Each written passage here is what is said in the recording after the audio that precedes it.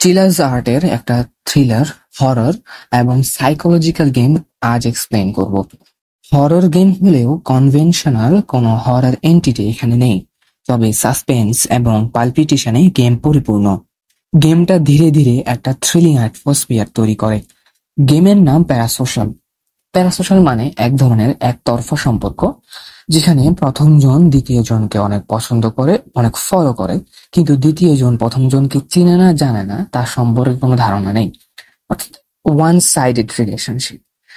Fan base এবং সেলিব্রিটিদের মধ্যে এই ধরনের সম্পর্ক সাধারণত দেখা যায়। যাই হোক, গেমের মূল কাহিনী এক ভিটিউবারকে নিয়ে আবর্তিত হয়। ভিটিউবার মানে ওই সকল ইউটিউবার যারা নিজেদের আইডেন্টিটি গোপন রাখার জন্য অ্যাভাটার বা আর্টিফিশিয়াল ক্যারেক্টার ব্যবহার করে। ইউটিউব না, যে কোনো সোশ্যাল মিডিয়া প্ল্যাটফর্মে এই ধরনের ইউটিউবারদের বা কন্টেন্ট ক্রিয়েটারদের দেখা যায়। এরকমই এক ভিটিউবারকে নিয়ে আমাদের গেমের প্লটটা তৈরি হয়েছে। নিনা একদিন তার লাইভ স্ট্রিমিং এ গেমিং চ্যালেঞ্জেস কমপ্লিট করতেছিল। হঠাৎ একজন ভিউয়ার চিট কোড যুক্ত, অর্থাৎ হ্যাকড বলতে গেলে, একটা গেম সাজেস্ট করে। যে গেমটা খেলার পর নিনার ফেস ক্যাম অন হয়ে যায়। ফেস ক্যাম অন হওয়ার পরে তার অ্যাভাটার চলে যায় এবং সবাই তার চেহারা দেখে ফেলে। এই ঘটনার পর সে খুব হতাশ হয়ে পড়ে এবং সে তার বান্ধবীর সাথে বাইরে হ্যাং আউটে যায়। হ্যাং আউটে যাওয়ার পর নিনা বুঝতে পারে যে কেউ তাকে ফলো করতেছে, অর্থাৎ যে কেউ তাকে স্টক করতেছে। স্টকার মানে হলো যারা কাউকে চুপি চুপি ফলো করে। কেউ যাকে ফলো করা হইতেছে সে আনকমফোর্টেবল ফিল করে। নিনা অবভিয়াসলি ইতিমধ্যেই আনসেফ ফিল করতে শুরু করে। সেই স্টকারটা নিনাকে তার অ্যাপার্টমেন্ট পর্যন্ত ফলো করে এবং তার অ্যাড্রেস জেনে যায়।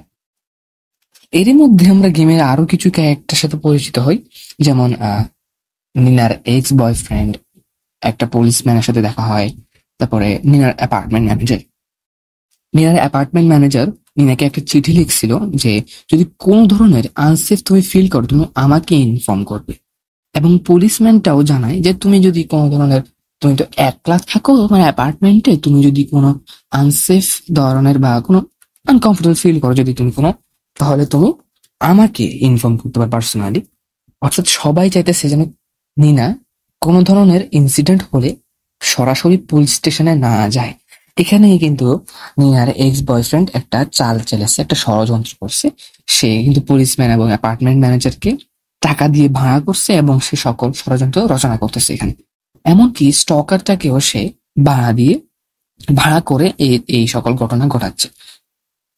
যাই হোক, আরো কিছু সিনারিওর পরে আমরা গেমের শেষ প্রান্তে পৌঁছে যাই। গেমের দুইটা এন্ডিং, একটা ব্যাড এন্ডিং, একটা গুড এন্ডিং।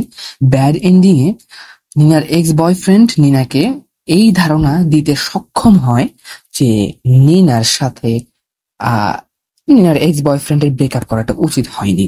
নিনার এক্স বয়ফ্রেন্ড খুবই ভালো মানুষ। নিনার এক্স বয়ফ্রেন্ড নিনাকে স্টকারের হাত থেকে বাঁচায় ব্যাড এন্ডিং এ। আর গুড এন্ডিং এ নিনা বুঝতে পারে যে না, রিকিয়া হলো নিনার এক্স বয়ফ্রেন্ড আসলেই একটা ষড়যন্ত্র করছে এবং সে চাচ্ছে যে নিনাকে আবার ফিরে পেতে। যাই হোক, আমরা ফার্স্ট এন্ডিংটা বলি। ফার্স্ট এন্ডিং এ স্টকার যেহেতু নিনার অ্যাড্রেস জেনে গেছে, স্টকার নিনার বাসায় ঢুকে পড়ে এবং নিনাকে হত্যা করার জন্য প্ল্যান। যদি ওটা হত্যা করবে না, নিনাকে হত্যা করার পূর্বেই পুলিশম্যান এবং রিকিয়া নিনাকে বাঁচিয়ে ফেলে। এর ফলে নিনার মাথায় একটা ফলস নোশন জাগে যে রিকিয়া আসলে ভালো মানুষ, তার সাথে ব্রেকআপ করা উচিত হয়নি। তারা আবার ডেট করে এবং তারা আবার রিলেশনশিপে জড়িয়ে পড়ে। কিন্তু নিনার বান্ধবী জানায় যে না, নিনার এক্স বয়ফ্রেন্ড আসলে ফ্রড। নিনার এক্স বয়ফ্রেন্ড এই সকল ষড়যন্ত্র রচনা করছে। ফার্স্ট এন্ডিং এখানে শেষ হয়। কিছু কিছু জিনিস চুজ করার মাধ্যমে, কিছু অপশন চুজ করার মাধ্যমে আমরা ফার্স্ট এন্ডিং এর দিকে ধাবিত হই। আর যদি আমরা অল্টারনেটিভ অপশন গুলো চুজ করি তাহলে আমরা সেকেন্ড এন্ডিং এ যাব। সেকেন্ড এন্ডিং এ কি হয়? সেকেন্ড এন্ডিং এর শুরুতেই নিনা তার বান্ধবীকে তার বাসায় ডেকে আনে, যেহেতু সে অলরেডি আনকমফোর্টেবল ফিল করতেছিল। যখন নিনা তার বান্ধবীকে বাসায় ডেকে আনে তখন এরপরেই নিনার বাসায় স্টকার ঘরে ঢুকে এবং তার পাশাপাশি রিকিয়াও ঘরে ঢুকে। এবার কারণ রিকিয়া জেনে যায় যে নিনার বান্ধবী তার সাথে আছে। এর ফলে নিনার বান্ধবীকে সে কিডন্যাপ করে ফেলে এবং জানা যায় যে নিনা যে অ্যাপার্টমেন্টে থাকে তার পাশের অ্যাপার্টমেন্টে রিকিয়া এত বছর ধরে তাকে ফলো করতেছিল।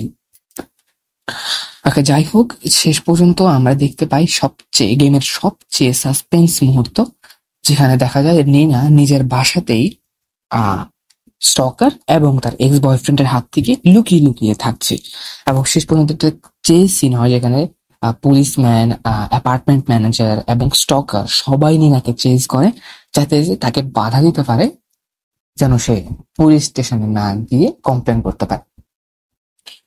শেষে আমরা দেখতে পারি না নিনা শেষ পর্যন্ত চেজ সিন কমপ্লিট করে পুলিশ স্টেশনে যায় এবং কমপ্লেন করে এবং দেখা যায় স্টকার, নিনার এক্স বয়ফ্রেন্ড, অ্যাপার্টমেন্ট ম্যানেজার এবং পুলিশম্যান সবাইকে গ্রেফতার করা হয়। সবাই ফ্রড, সবাই এখানে ষড়যন্ত্রে লিপ্ত ছিল, সবাইকে গ্রেফতার করা হয় এবং গেম এখানে এন্ড হয়।